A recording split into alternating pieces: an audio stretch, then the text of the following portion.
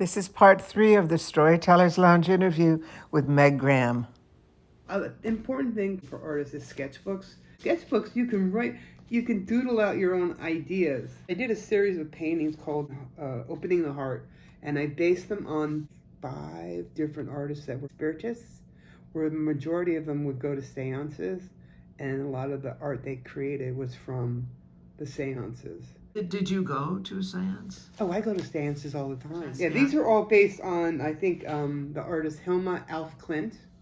And she asked them not to show her work for 20 years because she knew the world would not be ready. In February, there was a group on Facebook that did February creativity. So this is part of my February, but also I think it's influenced by the Helen Wells. This is from the February, and definitely this is influenced from her work. I don't have a lot of space for paintings right now. Right. So basically, to keep it organized, unless I'm showing it, I keep it in the sketchbook. I did a series based on my dreams. During COVID, I was going to a lot of museums, and so I met an artist from Long Island, and she had an organization called the Sea of Disability. It was artists that they all had kind of disabilities, and so one of the artists, her name is Christoph Lima, and she was doing paintings of her dreams. So I started doing that too. This is called, well, it's like my mom's on my cell phone. I'm talking to my mom. My mom's passed. I'm getting through the other dimensions. This is called Pulling Up My Big Girl Pants. And then here's another dream painting where it was like, there was this bag and I put my hands in the bag and it was all this black stuff. I don't know what that was about. We don't always know what our dreams are I about. know, right? This one I really like. There's people that have blonde hair and it's a white dolphin. I think that's really cool symbolism. I don't know what you're gonna mean by that. Oh, this is my friend who's a shaman. Her name is Wenchi. This is me going down the hallway, but it also reminds me of, like, you know, the hallways when, like, Van Gogh was in that asylum. But the hallway reminds me of those hallways. I'd like to know a little bit. I don't know if it's my business about going to a seance. Oh, sure. Well, I used to go to them in person, but so you'd go in a room and there's maybe 8 people. But so I started doing it via Zoom during COVID because they started doing that. So you were alone in your house, but you. Recently I've been Zooming with the group. Oh, do people call up the dead to see if the dead speak? Well, it's not like you go have this ceremony and you're saying words to bring up no, it's like they're sitting there during the meditation and prayer and people are like going, wait, can you tell, wait, I want to tell, you know, like they're getting images or they might hear things.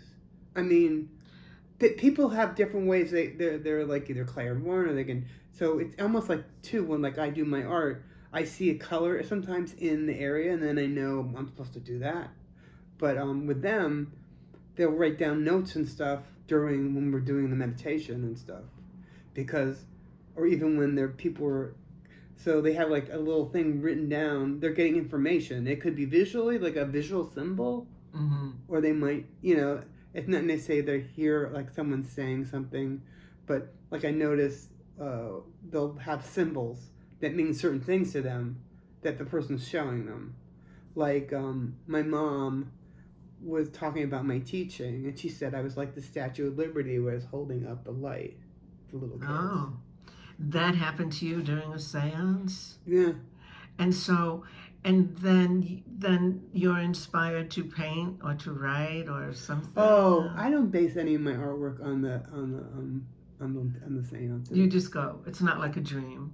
No, I just go because I've been going for a long time. Oh. And you know what? During COVID, it was really very comforting to have like loved ones telling you it's going to be okay, you know. Or I think you really should. Stay home, you need orthopedic fine. shoes, okay? Hello, or watch your sugar intake. So it's like there's certain things you would hear, and then I would get comments from one of them that would say my dad would always be looking at what I'm cooking and stuff, and where it was really wild, where they're talking about where in one of my apartments I had like the fire alarm, and it had like when you turned the lights off, it would glow.